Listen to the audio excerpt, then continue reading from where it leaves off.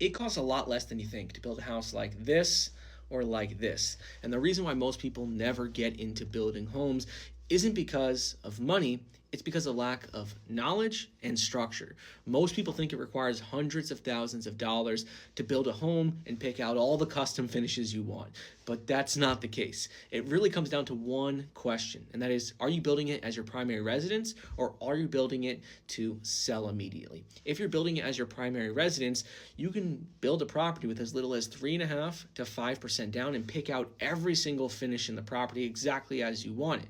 So that's going to mean around $25,000 to $35,000 for one of these $500,000 properties.